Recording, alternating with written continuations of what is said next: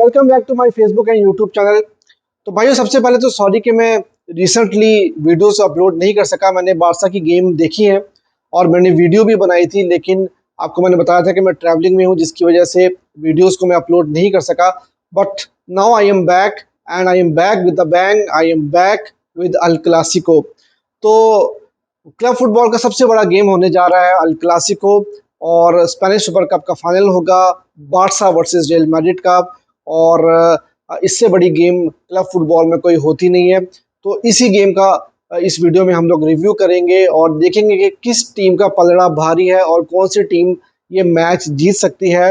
Barcelona को क्या करना होगा रियल मैड्रिड को हराने के लिए, उसके लिए भी हम बात करेंगे। और कौन कौन से की प्लेयर्स हैं दोनों टीम्स के, और कौन कौन से प्लेयर्स ऐसे हैं जो कि अपनी टीम के लिए मैच जीत सकते हैं, इस सब के ऊपर इसी वीडियो में डिस्कशन करेंगे। तो वीडियो को आखिर तक जरूर देखिएगा। और अगर अभी तक आपने मुझे फेसबुक पे फॉलो नहीं किया, इंस्टा पे फॉलो नहीं किया और मेरे यूट्यूब चैनल को सब्सक्राइब नहीं किया, तो डू फॉलो एंड सब्सक्राइब। तो सबसे पहले बात कर लेते हैं मैच की। और मैच जो है भाई, अगर क्लासिको की बात की जाए तो क्लासिको इज ऑलवेज इक्वल। मैं ये समझता हूँ कि किसी भी टीम को हम ये कहें कि रियल मैड्रिड जो है वो थोड़ी सी स्लाइटली फेवरेट है या बार्सिलोना फेवरेट है, तो मेरे ख्याल से ये जो पॉइंट ऑफ व्यू होगा बिल्कुल गलत होगा। वो टाइम मेरे ख्याल से हम लोग गुजार चुके हैं जब हमें ये नजर आता था कि यार कौन सी टीम जो है वो हरा सकती है। जो रिसेंट टाइम्स में अगर आप बात करें तो प्राइम बार्सिलोना का टाइम ऐसा था कि जब हम ये बात कह सकते थे कि मैच शुरू होने से पहले ही हम किसी हद तक ये प्रिडिक्ट कर सकते थे कि यार बार्सिलोना की टीम जो है वो स्लाइटली फेवरेट है और वो रियल मैड्रिड को हरा देगी। लेकिन उसके बाद से ऐसा भी हमें देखने को मिला कि कोई टीम अगर सीजन में अच्छा भी कर रही होती है और क्लासिको का मैच आता है, तो उस क्लासिको के मैच में जो रिजल्ट होता है वो हमें थोड़ा ऑपोजिट ही देखने को मिलता है। और इसलिए हम लोग इस गेम को प्रिडिक्ट बिल्कुल भी नहीं कर सकते। और मैं ये समझता हूँ कि ये गेम काफ़ी अच्छा गेम होने वाला है। लास्ट सीजन में बार्सिलोना ने रियल मैड्रिड को हराया था, उससे पिछले सीजन में रियल मैड्रिड ने बार्सिलोना को हराया था। तो ये सीसॉ सिचुएशन जो है दोनों टीम्स के दरमियान चली आ रही है, और नेक टू नेक भी अगर देखा जाए तो दोनों टीम्स जो है वो बिल्कुल इक्वली है। और अगर हम ला लीगा की रिसेंट गेम की बात करें तो वहां पर बार्सिलोना ने होम पर काफ़ी अच्छी परफॉर्मेंस भी दी थी, लेकिन बिलिंगम ने जो है वो बिल्कुल गेम चेंज कर दी थी। और दो शॉट्स ऐसे लिए थे, एक तो उन्होंने out of the box shot लेके गोल स्कोर किया था, और दूसरा भी उनको एक बिल्कुल डाइंग मिनट्स में मौका मिला था, उन्होंने गोल स्कोर करके मैच रियल मैड्रिड के लिए जीत लिया था। और अगर हम इस वक्त फॉर्म की बात करें तो देखें, दोनों टीम्स को इतनी ज़्यादा अच्छी फुटबॉल नहीं खेल रही हैं। और अगर रियल मैड्रिड की बात की जाए तो रियल मैड्रिड ये ज़रूर है, मैं कहूँगा कि रियल मैड्रिड रिजल्ट निकाल रही है ला लीगा की अगर हम बात करें।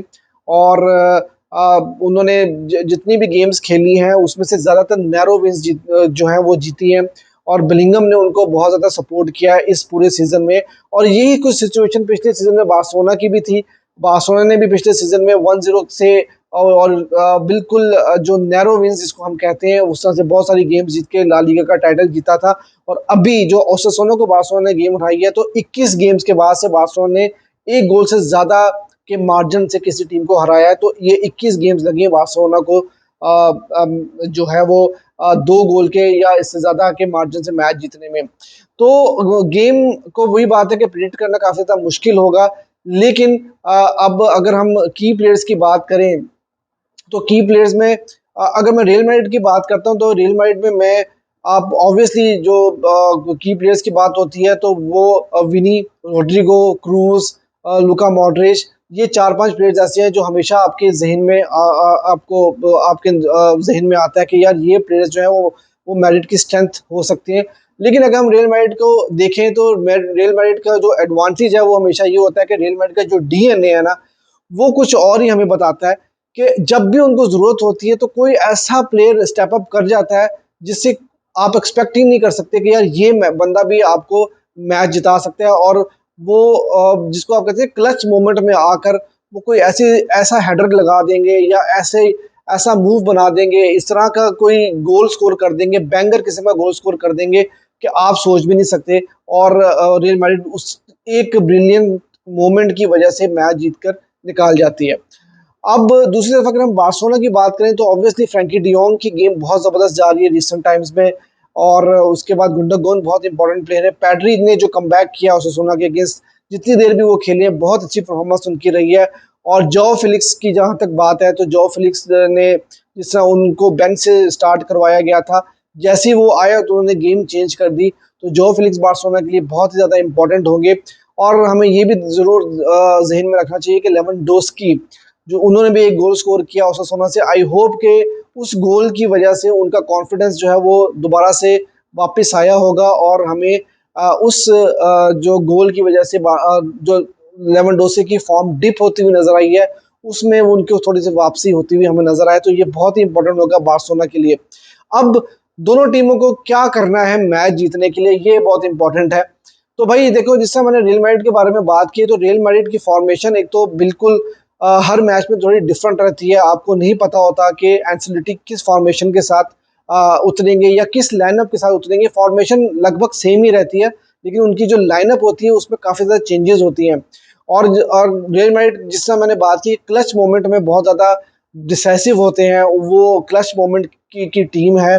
और आपने एटलेटिको मैड्रिड के अगेंस्ट भी देखा होगा कि किस तरह से वो गोल कंसीड करते थे, फिर गोल कर देते थे, फिर कंसीड करते थे, फिर उतारते थे, और करते करते करते मैच वो एक्स्ट्रा टाइम में ले जाके 5-3 से जीत के आ गए। तो ये जो है रियल मैड्रिड की एक खासियत है।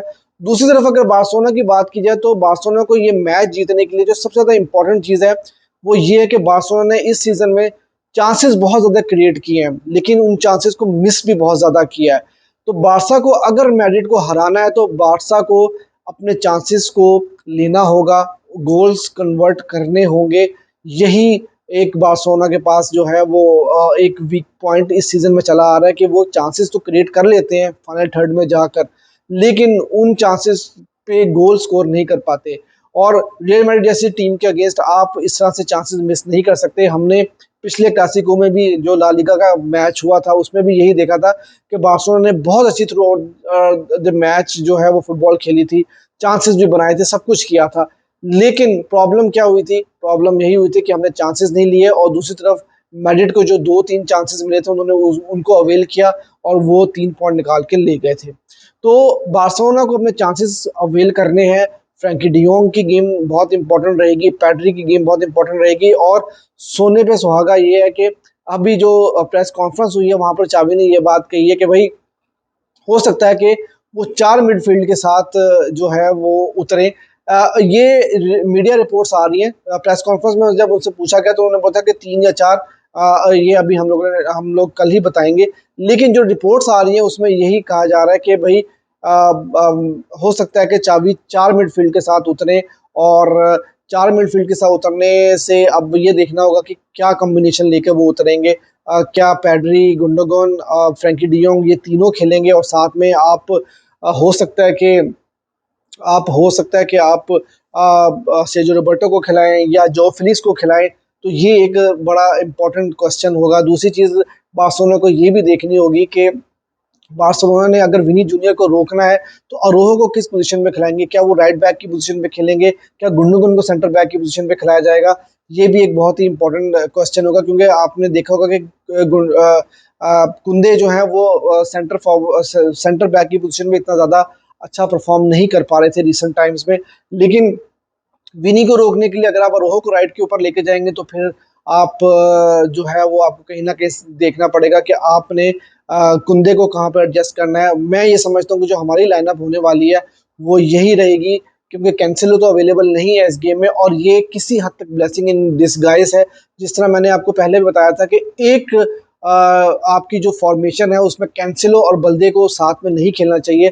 अब अगर कैंसिलो इंजर्ड है तो इसका मतलब है कि बल्दे लेफ्ट पे स्टार्ट करेंगे, क्रिस्टनसन, कुंदे, और राइट पे आपके होंगे अरोहो। और मिडफील्ड जो है वो अब देखने वाली होगी कि क्या होगी। और दूसरी चीज़ मैं आपको ये भी बताऊं कि रफीनिया भी इंजर्ड है, और रफीनिया भी अवेलेबल नहीं होंगे, और ये भी शायद ब्लेसिंग इन डिस्गाइज होगा कि लामीन यमाल स्टार्ट करेंगे। और जिस तरह लामीन यमाल ने पिछला गेम खेला था रफीनिया के इंजर्ड होने के बाद से, जब वो बेंच से आए थे, तो उनकी जो पूरी गेम थी वो रफीनिया की गेम से बहुत ऊपर थी।